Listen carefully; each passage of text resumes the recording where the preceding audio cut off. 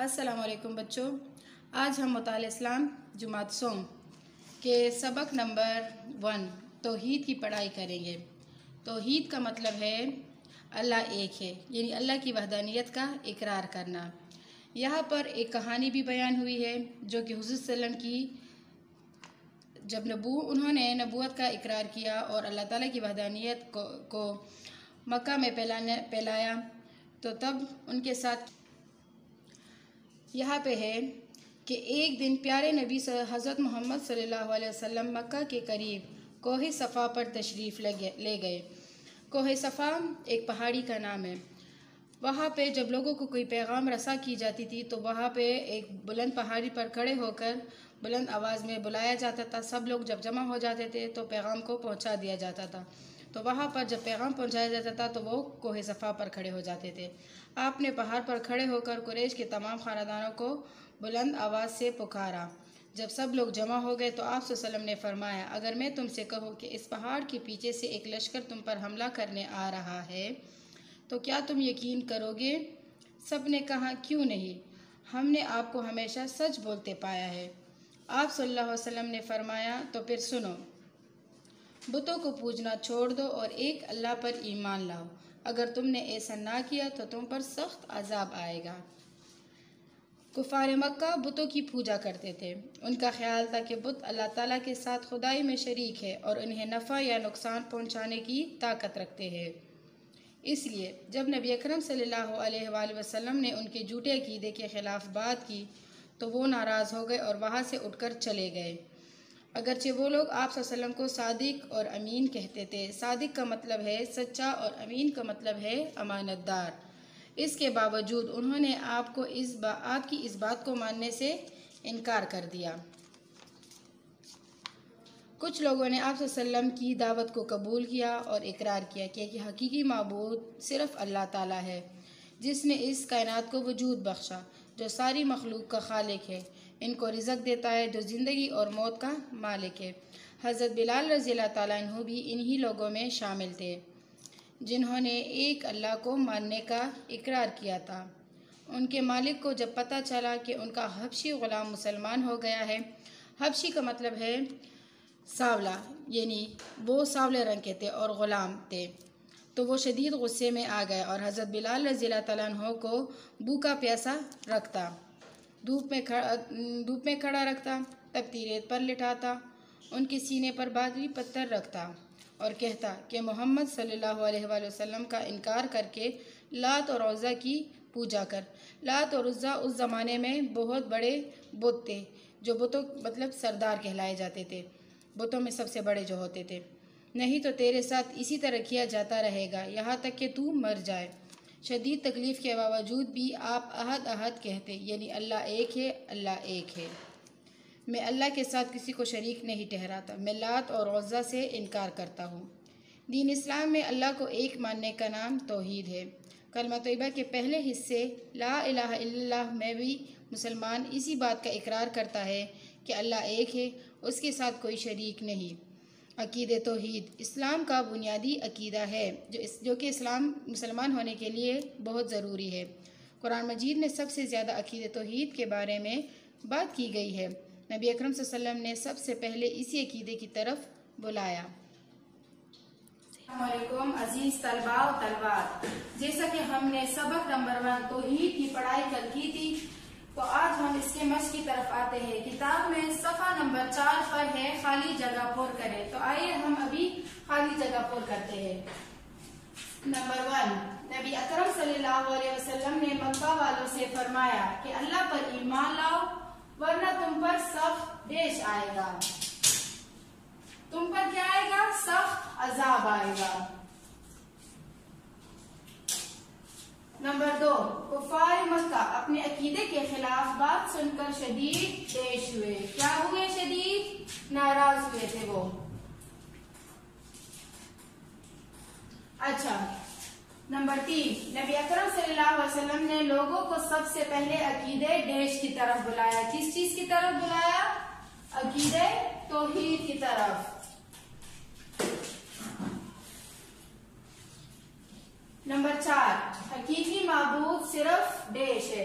हकीकी माबूद तो सिर्फ अल्लाह ताला ही है, तो यहाँ पे है हकीकी माबूद सिर्फ अल्लाह है। नंबर 5, कुछ लोगों ने नबी अकरम सल्लल्लाहु अलैहि वसल्लम की दावत को कबूल किया था। जैसे कि नबी अकरम सल्लल्लाहु अलैहि वसल्लम ने तौहीद की दावत दी, तो उनमें से बहुत से लोगों ने दावत को कबूल नहीं किया था, जिनमें से चंद थे जिन्होंने दावत को कबूल किया। तो इनमें से है कबूल किया, कुछ लोगों ने नबी अकरम सल्लल्लाहु अलैहि वसल्लम की दावत को कबूल किया। तो ये था हमारा खाली जगह पर का सवाल। अच्छा, तो अब हम आगे बढ़ते हैं सवालात जवाबात की तरफ। किताब के सफ़ा नंबर 5 पर है सवाल जवाब। पहला सवाल है तौहीद से क्या मुराद है। जैसा कि हमने पढ़ा था सबक में पढ़ाई के दौरान कि तौहीद से क्या मुराद है। तौहीद अल्लाह ताला को एक मानने का नाम है। दीन इस्लाम में सिर्फ और सिर्फ हम अल्लाह को एक मानते हैं। जैसे कि कलमा तैयबा के पहले हिस्से में भी मुसलमान इसी बात का इकरार करते हैं। तो हम अब इसका जवाब लिखते हैं। दीन इस्लाम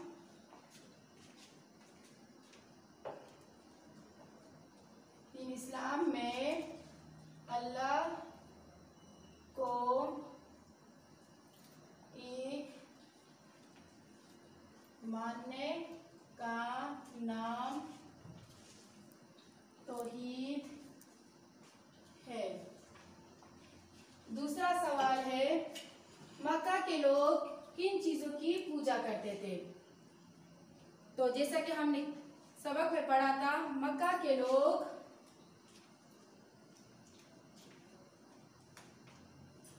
बुतों की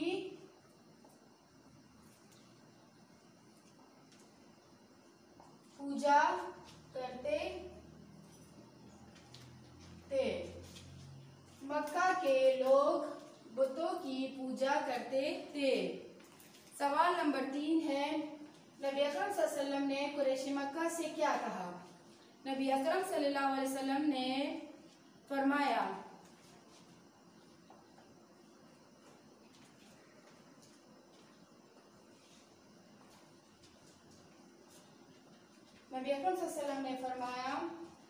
बुतों को पूजना छोड़ दो।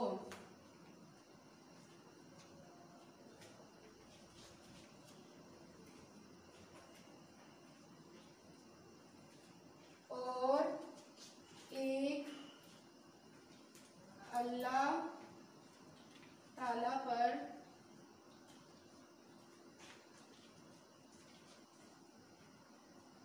ईमान लाओ, वरना तुम पर सख्त अजाब आएगा। नबी अकरम सल्लल्लाहु अलैहि वसल्लम ने फरमाया बुतों को पूजना छोड़ दो और एक अल्लाह पर ईमान लाओ, वरना तुम पर सख्त अजाब आएगा। सवाल नंबर 4, हज़रत बिलाल रज़ियल्लाहु ताला अन्हु का मालिक इन्हें कैसे अज़ियतें देता था।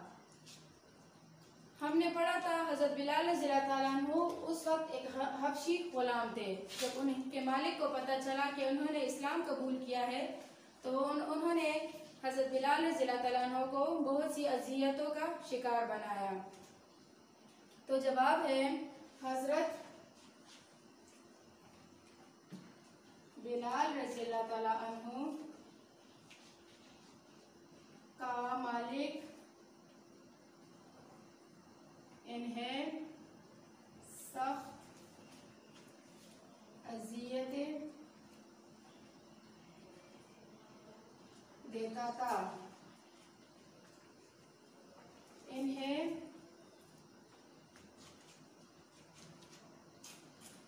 धूप में खड़ा रखता,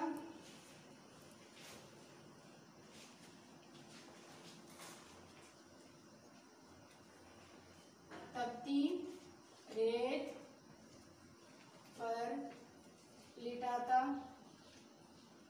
भूखा प्यासा रखता,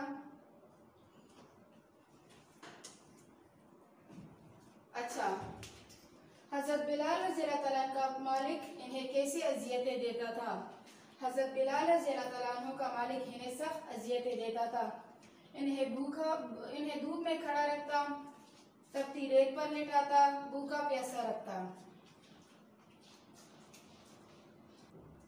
अच्छा, तो ये था हमारा तौहीद सबक, उसका मश्क था। और अब हम आगे बढ़ते हैं घर के काम की तरफ। तो मैं घर के काम के लिए आपको दूंगी सफ़ा नंबर 3 पर सवाल नंबर 1 और सफ़ा नंबर 4 पर सवाल नंबर 3। ये आपने घर में करना है।